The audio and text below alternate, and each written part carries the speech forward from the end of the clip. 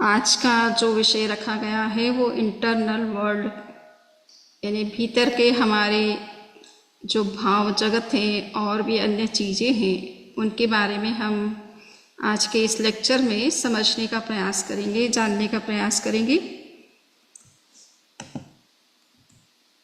कहा जाता है कि हमारा जो बाह्य रूप है वो तो फिज़िकल रूप में हमको सबको दिखाई देता है और उस फिज़िकल रूप से हम बहुत कुछ जान भी लेते हैं उस व्यक्ति के बारे में कि उसके अंदर क्या चल रहा है या वो क्या सोचता है या किस तरह की उसकी नेचर है।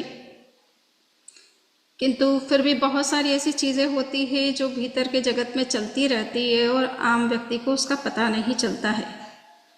खुद व्यक्ति स्वयं भी नहीं जानता है कि उसके भीतर क्या कुछ हो रहा है।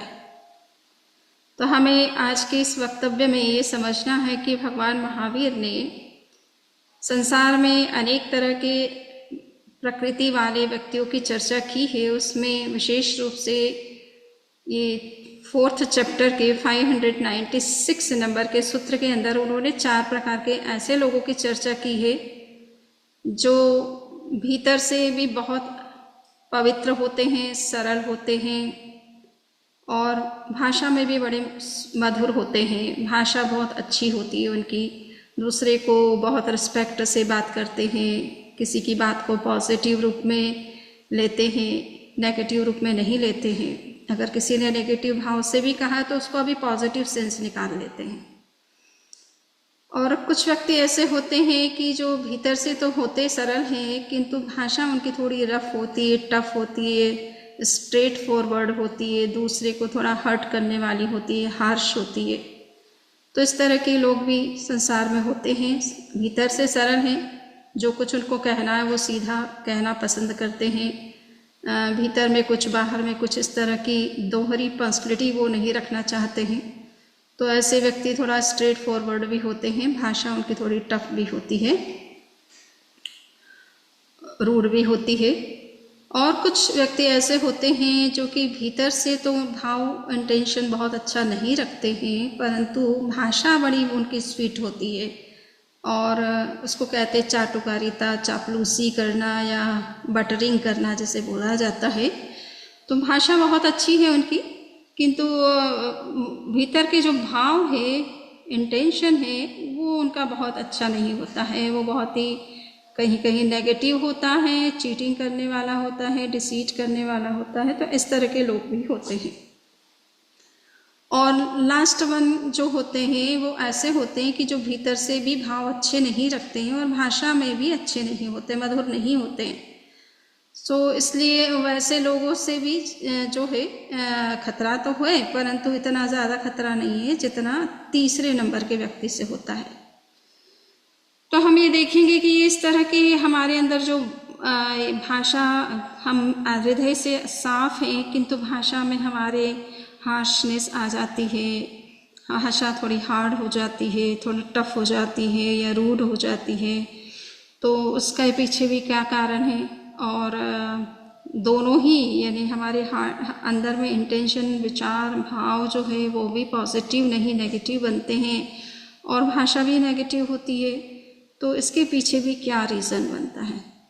तो आज के इस लेक्चर में हम इन सब चीज़ों के बारे में विशेष चर्चा करेंगे और इनके कारणों के ऊपर भी चर्चा करेंगे।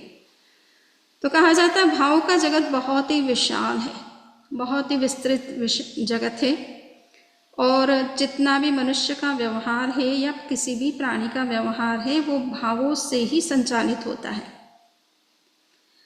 इसके लिए एक बहुत ही सुंदर कथानक आता है, एक प्रसंग आता है कि एक बार अकबर ने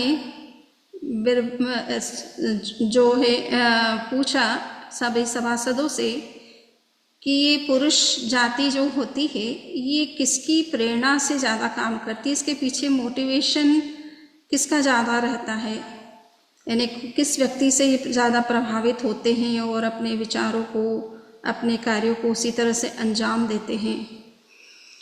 तो सभी सभासदों ने अपनी अपनी तरीके से उत्तर दिया कि रीजनिंग से मनुष्य चलता है या सही और गलत का जो विवेक होता है उस विवेक, डिस्क्रिमिनेशन पावर जो है वो उसको गाइड करती है।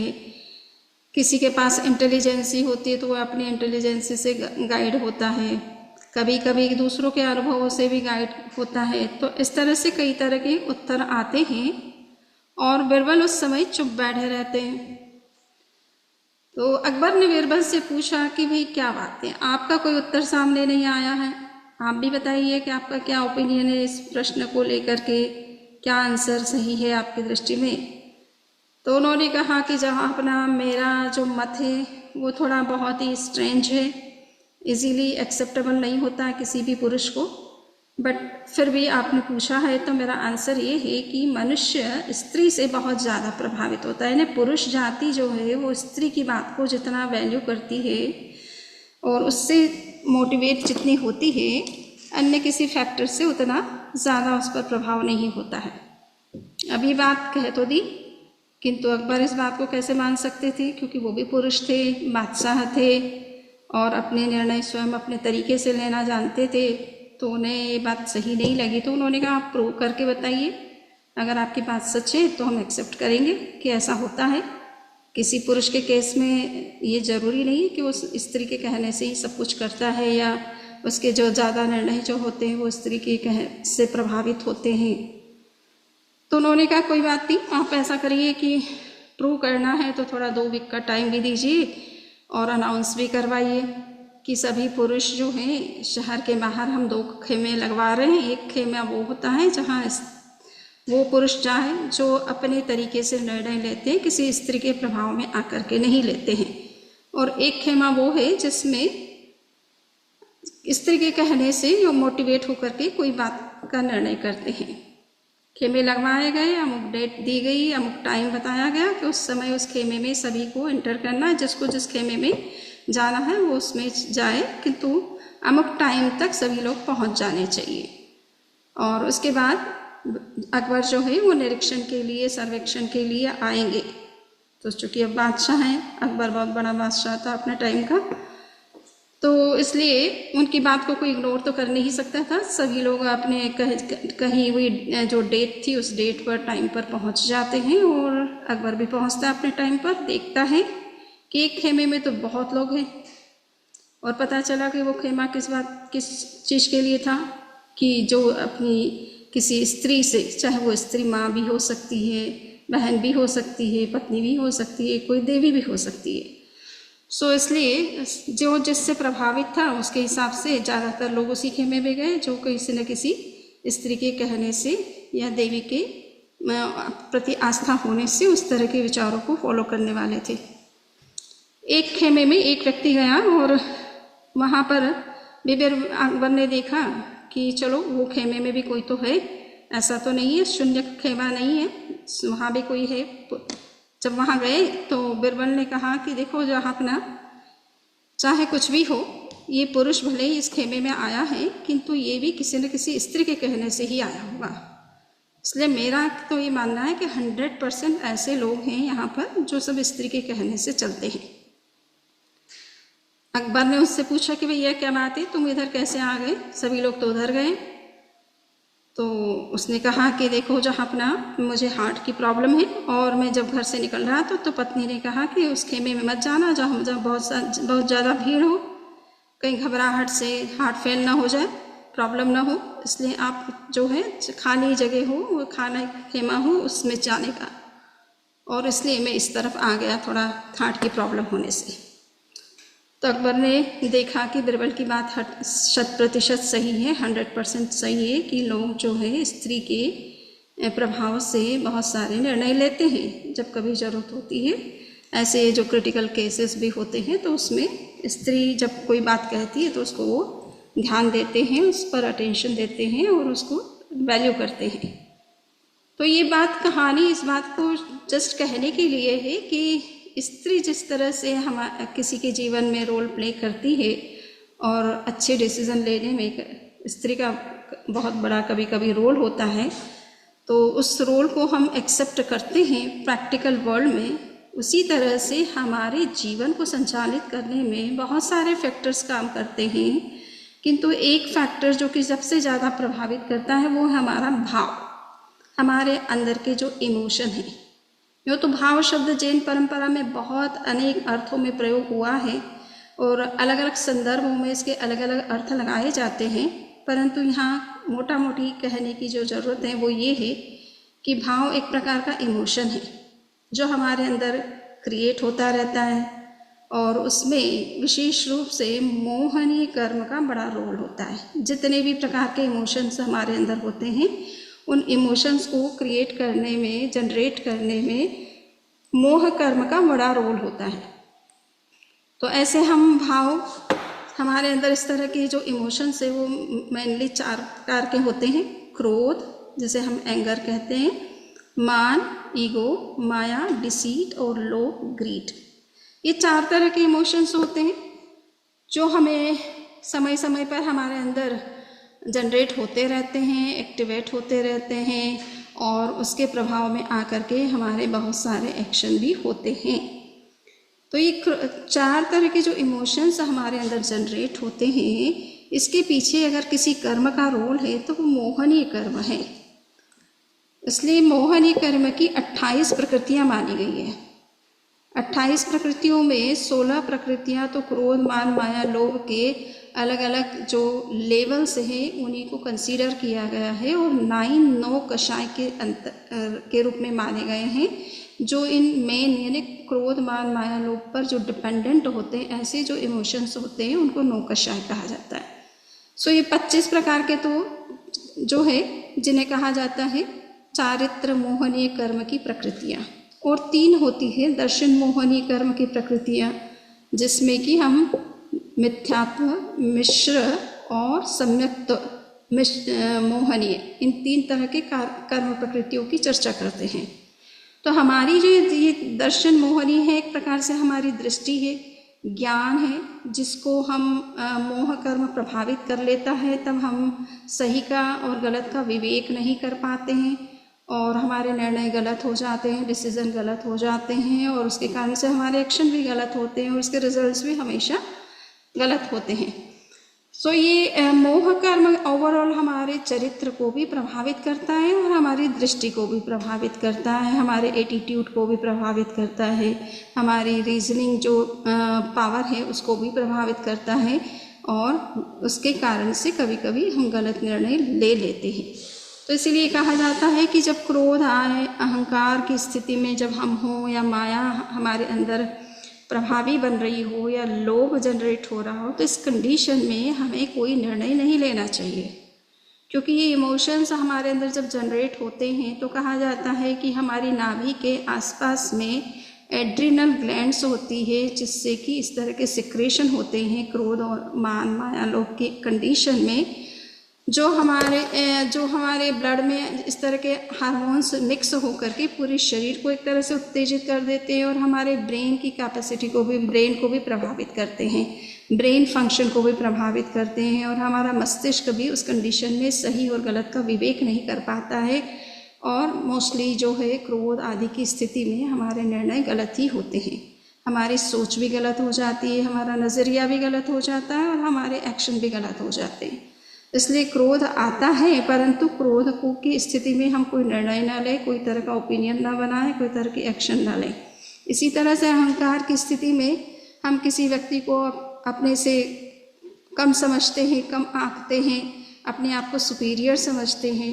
तो जब कभी इस तरह की ईगो की कंडीशन हो तो उस समय थोड़ा सा अपना ओपिनियन ज़्यादा बनाने की कोशिश ना करें किसी भी व्यक्ति के बारे में, किसी भी वस्तु के बारे में, और जब शांत स्थिति हो उस स्थिति में सोचने का प्रयास करें कि क्या सही है, क्या गलत है।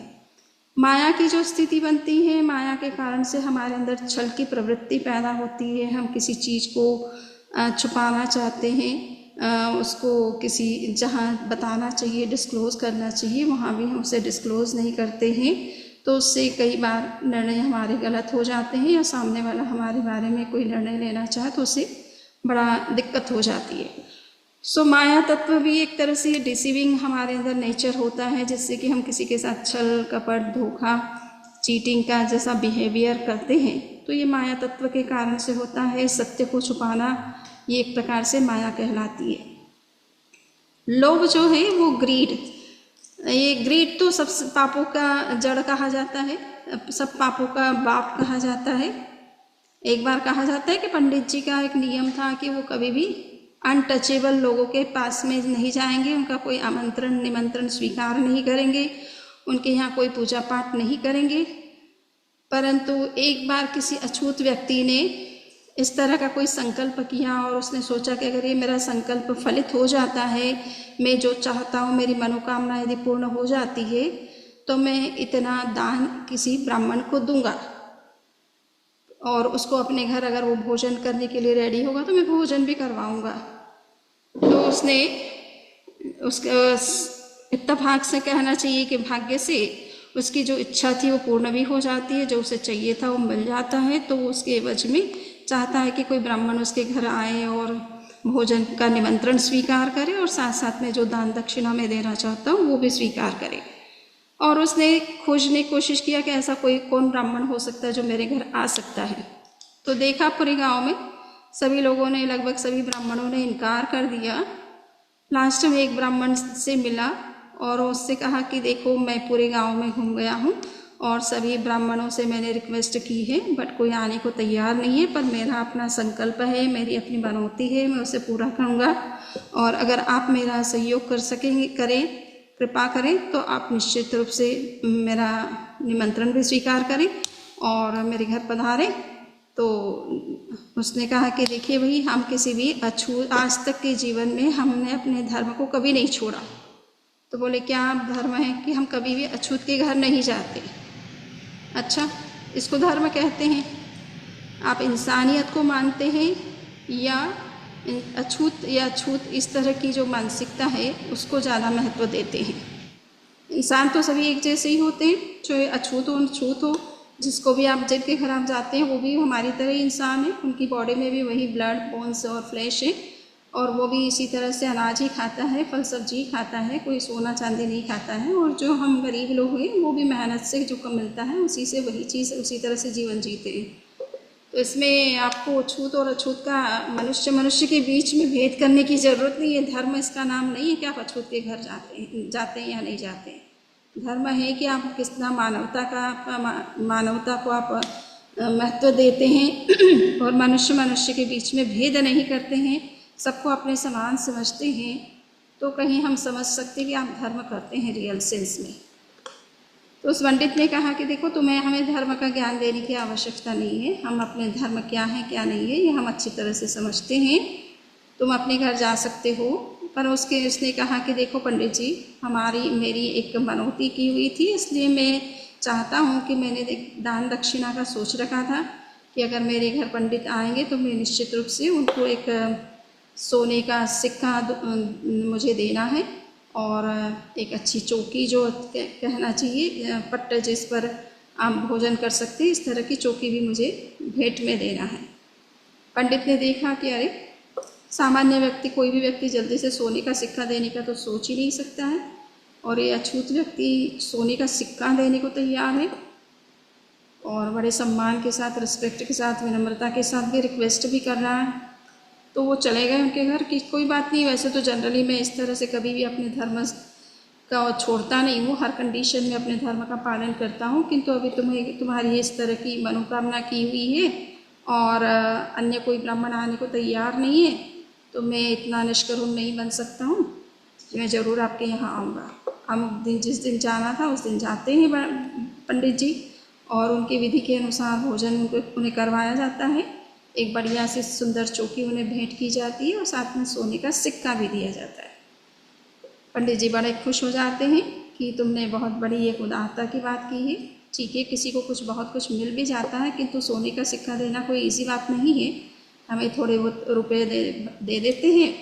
इस तरह से सोने के सिक्के देने वाला कोई व्यक्ति आज तक मेरी लाइफ में आया नहीं है, तो तुमने बहुत ही एक उदारता का परिचय दिया है। ऐसा आशीर्वाद देकर के वो जाने लगे। तब उस व्यक्ति ने कहा कि पंडित जी, एक बात पूछना है मुझे। बोले क्या प्रश्न है? बोले कि ये पाप का बाप कौन होता है? पंडित जी सिर खुजलाने लगे कि पाप का बाप का मतलब क्या है? तो बोले ये तो भाषा तो कठिन नहीं है, आप समझ ही गए हो कि ये जितने भी पाप होते हैं, गलत काम होते हैं, क्राइम्स होते हैं, लूट खसोट होती है, करप्शन होता है, ये सब चीज़ें पापकारी चीज़ें हैं। और इनका बाप कौन है, किस कारण से मनुष्य इन सब चीज़ों को करता है? तो पंडित जी ने कहा कि देखिए, पाप का बाप आज तक इस लैंग्वेज में कभी किसी शास्त्र में हमने कुछ पढ़ा नहीं है, तो मेरे दिमाग में तो इसका कोई आंसर नहीं आ रहा है।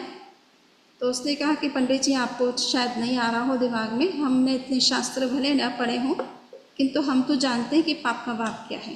तो बोले तो भी बता दो क्या उत्तर है। तो उसने कहा कि देखिए पंडित जी, पाप का जो बाप है वो लोभ होता है। देखिए, आप तो कह रहे थे कि हम कि अपने धर्म को छोड़ते नहीं हैं, है ना, किसी भी कीमत पर। किंतु जब आपको पता चला कि मैं सोने का सिक्का आपको दक्षिणा के रूप में देना चाह रहा हूँ, तो आपने तुरंत मेरा निमंत्रण स्वीकार कर लिया। तो ये आपने अपना धर्म भी छोड़ दिया जब आपको सोने का सिक्का दिखाई दिया। तो जब व्यक्ति को धन दिखता है, संपत्ति या वैभव मिलता है, या कोई इस तरह का चीज़ मिलती है, तो वो व्यक्ति अपने धर्म का भी त्याग कर सकता है। आप यूँ तो धर्म का त्याग करने वाले थे नहीं, किंतु सिक्के के पीछे आपने वो त्याग कर दिया। जीवन भर तो आपने कहा कि पालन किया, किंतु आज तो वो आप नहीं कर पाए।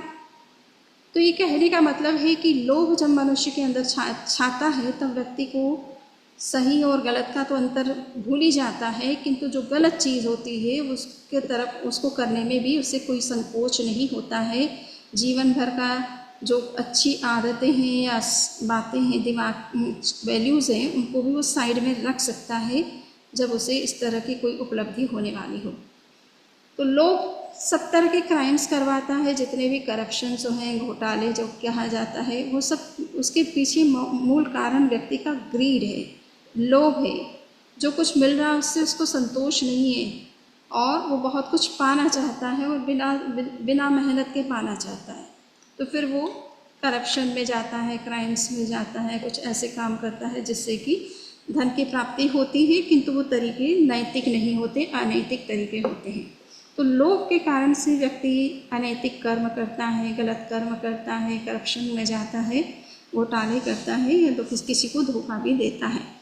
तो ये हमको समझना है कि ये 4 तरह के ऐसे इमोशंस हैं जो हमारे गलत निर्णय में बड़े कारण बनते हैं, गलत एक्शन में कारण बनते हैं, और कई तरह के जो क्राइम्स हैं उसको करवाने में भी ये इमोशंस ही मेन कारण बनते हैं। तो हमारे ये इमोशंस हमारे दिमाग पर छाए रहते हैं, किंतु हमारे अंदर रहते हैं, किंतु उनको एक्सप्रेस करने के लिए 3 माध्यम बनते हैं। ये कहाँ कैसे एक्सप्रेस होते हैं? हमारे अंदर क्रोध आता है तो इसका एक्सप्रेशन किस किस रूप में होता है? तो सबसे पहले है कि बॉडी के माध्यम से शरीर हमारा भावों को एक्सप्रेस करने का एक माध्यम है।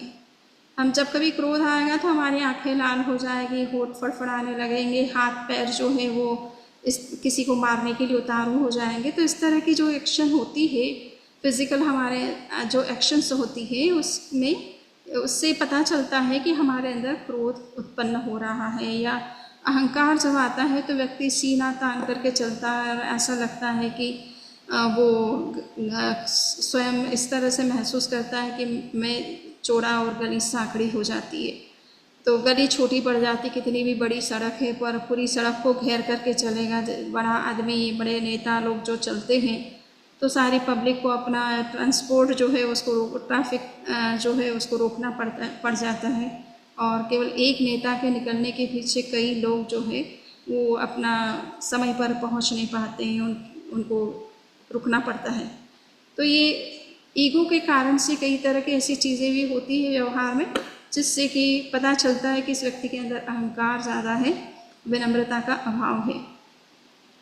दूसरा होता है कि माइंड, इस फेस रीडिंग से भी कई लोग जो है इसी भावों को जान लेते। कभी कभी हम एक्सप्रेस नहीं करते हैं, किंतु भीतर में क्या चल रहा है तो वो हमारी आँखों के माध्यम से, हमारे चेष्टाओं के माध्यम से, हमारे फेस को देख करके कोई कभी व्यक्ति समझ लेता है कि हमारे अंदर के जगत में क्या उथल पुथल चल रही है, हम क्या सोच रहे हैं, क्या एक्शन लेने वाले हैं, किस तरह का निर्णय करने वाले हैं, क्या कुछ करने वाले हैं। तो इसका पता फेस रीडिंग से भी बहुत लोग पता चला लेते हैं, चाहे वो हमारे भाव एक्सप्रेस हुए या नहीं हुए, किंतु फेस पर उसका थोड़ा बहुत कहीं ना कहीं कुछ डायरेक्ट इनडायरेक्ट इस तरह का प्रभाव उसका आता है, जिससे सामने वाला व्यक्ति देख करके पता चला सकता है। दूसरा होता है माइंड। हमारे विचारों से हम किस तरह की विचार रखते हैं, नेगेटिव विचार हैं, पॉजिटिव विचार हैं, अननेसेसरी हम सोचते हैं, वायलेंट थिंकिंग है या किस तरह की हमारी थिंकिंग है। तो इससे भी पता चलता है कि हमारे अंदर किस तरह का इमोशंस ज़्यादा वर्क कर रहा है और उसका प्रभाव हमारे विचारों पर किस तरह से, दिमाग पर किस तरह से आ रहा है। जब इमोशंस हावी होते हैं तो हमारे चिंतन कितने बदल जाते हैं, एक्शन भी किस तरह से बदल जाती है। और नेक्स्ट है स्पीच, भाषा के माध्यम से बहुत सारी चीज़ें ऐसी होती हैं कि हम सीधा जो है हमारे चेहरे पर दिखे या ना दिखे, परंतु भाषा के माध्यम से पता चल जाता है कि सामने वाला एग्रेसिव मूड में है या बहुत शांत नेचर का है। सो लैंग्वेज भी बहुत मायना रखती है कि हम किस तरह की लैंग्वेज उपयोग में लेते हैं। अभी आपने देखा कि भगवान महावीर ने स्थानांक सूत्र में जो बात कही है, उन्होंने भाव और भाषा का आपस में किस तरह से संबंध है उसको समझाने का प्रयास किया है कि कुछ लोगों के भाव बहुत अच्छे होते हैं, पॉजिटिव होते हैं और भाषा भी बहुत अच्छी होती है, और कुछ लोग ऐसे होते हैं कि भाव तो अच्छे रखते हैं किंतु भाषा अच्छी नहीं होती है। कुछ लोगों की ऐसी स्थिति होती है कि भाव अच्छे नहीं होते हैं और भाषा जो है वो अच्छी होती है। कुछ लोगों का ऐसा है कि दोनों ही अच्छे नहीं होते हैं। तो भाव और भाषा का बड़ा संबंध है। हमारे अंदर किस तरह का विचार चल रहा है, किस तरह की भावधारा चल रही है, किस तरह का इमोशंस जनरेट हो रहा है, इसका पता हमें भाषा से भी चल जाता है। तो व्यक्ति कौन किस तरह से बोल रहा है, कहा जाता है कि बोलिया के लाध्या, ऐसा राजस्थानी भाषा में कहा जाता है कि व्यक्ति की बोली से पता चल जाता है कि ये व्यक्ति किस स्तर का है, किस कुल का है, किस कल्चर का है। उसके लैंग्वेज से ही हमें पता चल जाता है कि उच्च कुलीन है या नीच कुल, निम्न कुल का व्यक्ति है, जिसकी भाषा अच्छी नहीं भी होती कभी कभी, क्योंकि उस तरह की भाषा परिवार में बोली जाती है तो बच्चा भी वैसा ही सीख लेता है। तो भाषा और भाव का बड़ा संबंध है। तो यहाँ पर इसी बात के आधार पर भगवान महावीर ने कहा कि बहुत सारे लोग इस तरह के होते हैं जो कि भीतर से अच्छा इंटेंशन रखते हैं और भाषा भी बड़ी उनकी शिष्ट और शालीन होती है, बहुत सॉफ्ट होती है, स्वीट होती है, रिस्पेक्टफुल होती है। तो ऐसे लोग निश्चित रूप से बहुत ही अच्छे लोग होते हैं और बड़े कुलीन भी होते हैं, संस्कारी होते हैं और कहना चाहिए बड़े शिष्ट होते हैं, समझदार व्यक्ति होते हैं जो कि अपने भावों पर, इमोशंस पर भी कंट्रोल रखना जानते हैं और भाषा का भी विवेक रखते हैं। कुछ लोग ऐसे होते हैं जो कि भाव तो अच्छे रखते हैं किंतु भाषा अच्छी नहीं होती है, रफ भाषा होती है। तो हो सकता है कभी कभी उसी तरह के एनवायरनमेंट में रहने से वो भाषा सीख जाते हैं, या कभी कभी उनका एंगर पर जो है वो नियंत्रण नहीं होने से उस तरह की भाषा उनसे निकलती है। हृदय से तो बड़े साफ हैं, क्लीन हैं, पॉजिटिव होते हैं, अच्छे होते हैं, किसी का हानि पहुंचाना उनका कोई इंटेंशन नहीं होता, किसी के साथ कुछ गलत करना का इंटेंशन नहीं होता है, किंतु लैंग्वेज बड़ी रफ होती है तो उससे सामने वाले को उनकी बात सुनना पसंद नहीं होती है, उस बात की उनके पास में कोई वैल्यू नहीं होती है। कुछ लोग ऐसे होते हैं जो दोनों तरह के, मतलब इंटेंशन भी अच्छा नहीं, लैंग्वेज भी अच्छी नहीं, तो वो तो स्पष्ट रूप से हमें पता चल जाता है कि जो तीसरी कैटेगरी के व्यक्ति हैं जिनका इंटेंशन तो अच्छा नहीं होता है किंतु भाषा बड़ी मधुर होती है, वो व्यक्ति कहा जाता है कि जनरली बड़े धोखेबाज लोग होते हैं। ऐसे लोगों से बड़े सावधान रहने की आवश्यकता होती है कि जो मुंह पर तो मीठे लगते हैं किंतु भीतर में अच्छे विचार नहीं रखते हैं, अच्छे भावनाएं नहीं रखते हैं, दूसरों के प्रति उनका जो दृष्टिकोण है वो बड़ा नेगेटिव होता है, हार्मफुल होता है। सो ऐसे बटरिंग करने वाले लोगों से सावधान रहने की आवश्यकता होती है और वो बहुत बड़े हानि पहुंचाने वाले भी लोग होते हैं। तो ये इसलिए जो बड़े बड़े राजा होते हैं, महापुरुष होते हैं, उन लोगों को ये इस बात की बड़ी सजगता रहती है कि कोई गलत इस तरह का चाटुकारिता करने वाला व्यक्ति हमारे आसपास नहीं होना चाहिए, जिसका इंटेंशन अच्छा नहीं हो, केवल भाषा अच्छी हो। तो इसलिए वो चाहते हैं कि साफ और सुथरी बात करने वाले होने चाहिए और शिष्ट भाषा भी बोलने वाले होने चाहिए। अब कारण क्या बनता है कि कुछ लोग ऐसे होते हैं जो कि भीतर से भी बहुत अच्छे होते हैं और बाहर भी उनका व्यवहार बड़ा अच्छा होता है। तो इसका कारण ये बनता है कि उनके अंदर क्रोध और माया तत्व बहुत नियंत्रित होते हैं। इन्हें क्रोध उनके अंदर बहुत कम होता है या नहीं के बराबर होता है, उनका पूरा नियंत्रण होता है और साथ में दिल के बड़े साफ होते हैं। किसी को धोखा देना, किसी के साथ चीटिंग करना, किसी का फ़ायदा उठाना, ऐसी मानसिकता उनकी नहीं होती है। तो वो अपने हार्ट से, भीतर से तो अच्छे होते हैं और भाषा पर भी नियंत्रण साथ साथ में रख पाते हैं। कुछ लोग जो होते हैं जिनके अंदर माया तत्व जो है वो पर तो कंट्रोल होता है, किंतु उनका क्रोध पर नियंत्रण नहीं होता है। भाषा का विवेक की कमी होती है, उसके कारण से उनकी भाषा बड़ी रफ हो जाती है। और वो, जैसा कि मैंने शुरुआत में कहा, कि वो बड़े स्ट्रेट फॉरवर्ड होते हैं। सामने वाले को चाहे हर्ट हो, बुरा लगो, इसका वो जो है विचार नहीं करते हैं, चिंता नहीं करते हैं, और अब जो अपनी बात जैसी है वैसे कह देते हैं। सो वो शिष्ट जगत में थोड़ा सा भाषा की शिष्टता का ध्यान रखना भी आवश्यक होता है। हम अपनी बात कहें, सत्य है, ये बात अच्छी बात है, अच्छी है, वो भी अच्छी बात है, किंतु साथ साथ में अगर भाषा भी अच्छी हो जाए, जिससे कि सामने वाले को अगर कोई बात कही भी जा रही है तो उसको ये भी नहीं लगना चाहिए कि उनको हर्ट हो रही है या उनको प्रति प्रॉपर रिस्पेक्ट शो नहीं कर रही है उनकी हमारी भाषा। तो ऐसा भी नहीं हो, ये ध्यान रखना आवश्यक होता है। तो कुछ लोग बड़े हृदय से तो सरल होते हैं, सिंपल होते हैं, किंतु साथ साथ में भाषा पर भी नियंत्रण की ज़रूरत होती है, किंतु वो नहीं होती है कि उनके अंदर एंगर थोड़ा तीव्र होता है, क्रोध का प्रभाव उनके अंदर जल्दी होता है। कोई भी चीज़ जो सही नहीं लग रही है तो वो बड़े उत्तेजित हो जाते हैं कि ऐसी गलत चीज़ है, इसको हम एक्सेप्ट नहीं कर सकते हैं। बिल्कुल नहीं करना चाहिए गलत चीज़ों को एक्सेप्ट, परंतु बात को कहने का तरीका अगर और अच्छा हो जाए तो सामने वाले को भी समझ में आएगा कि ये गलत बात है और मुझे इस तरह की बात नहीं करना चाहिए। तीसरे तरह का व्यक्ति, जैसा कि आपने देखा कि वो भीतर से तो सरल नहीं होता है, किंतु बाहर से बड़ा स्वीट लगता है, तो उसका इतना ही है कि उसका क्रोध पर तो नियंत्रण होता है, किंतु अंदर में जो माया तत्व है वो उसके अंदर प्रबल होता है। इससे वो दूसरे को धोखा देना, हानि पहुंचाना, अपना लाभ के लिए दूसरे का कितनी भी हानि या नुकसान हो रहा है इसके लिए वो चिंता नहीं करता है। क्राइम्स, करप्शंस वगैरह ये सब चीज़ों में बहुत इन्वॉल्व होता है, तो अपना बेनिफिट देखता है, दूसरों की को क्या नुकसान हो रहा है इसके बारे में ज़्यादा वो विचार नहीं करता है। दूसरों को हानि पहुंचाने में भी संकोच नहीं करता है, दूसरों का बेनिफिट लेना जानता है। सो ऐसा व्यक्ति जो है वो बड़ा खतरनाक व्यक्ति कहा जाता है। और चौथे तरह का व्यक्ति जो होता है वो अपने क्रोध पर भी नियंत्रण नहीं रख सकता और अंदर में माया तत्व भी उनके प्रधान होता है।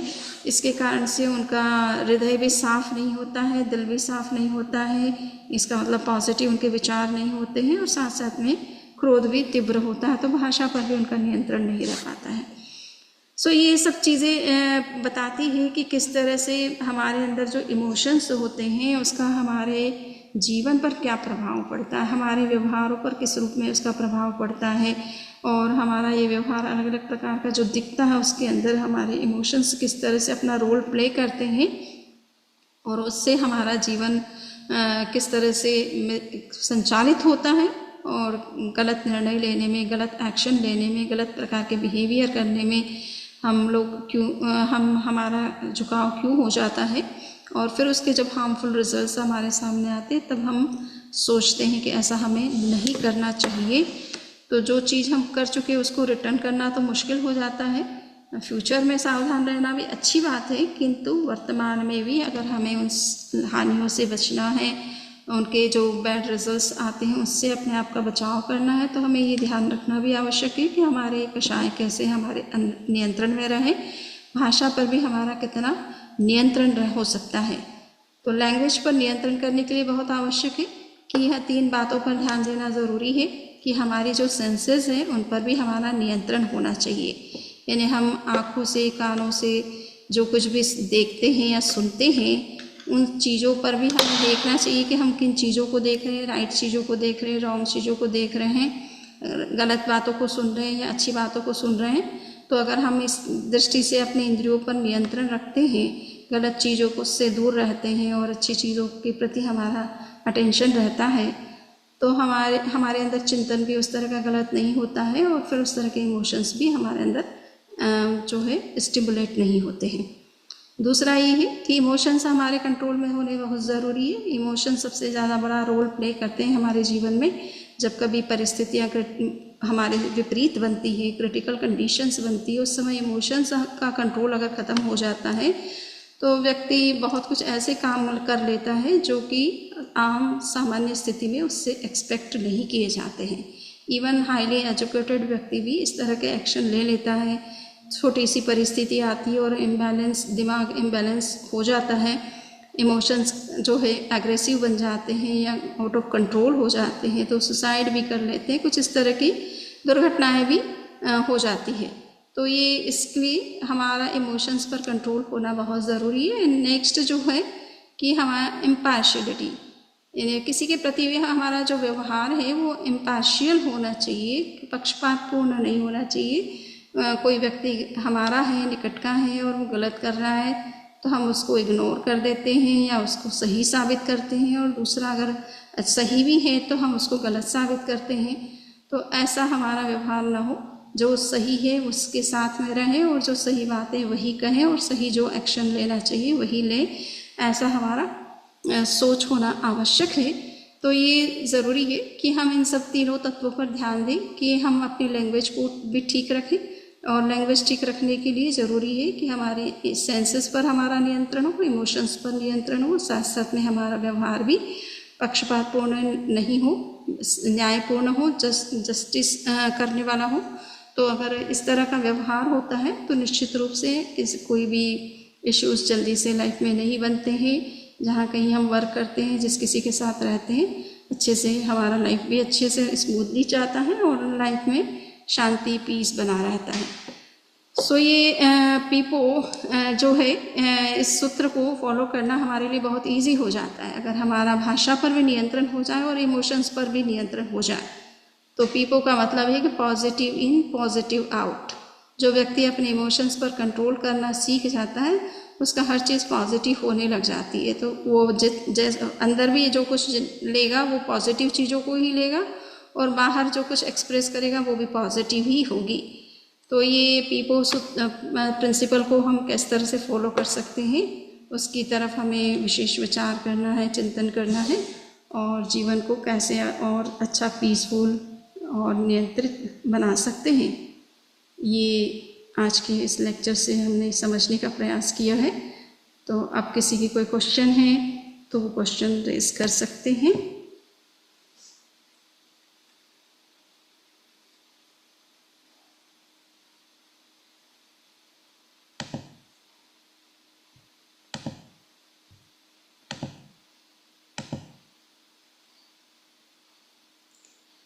सो मेरी ओर से अनम्यूट है, किसी को कोई क्वेश्चन? नमस्ते श्रमणी जी।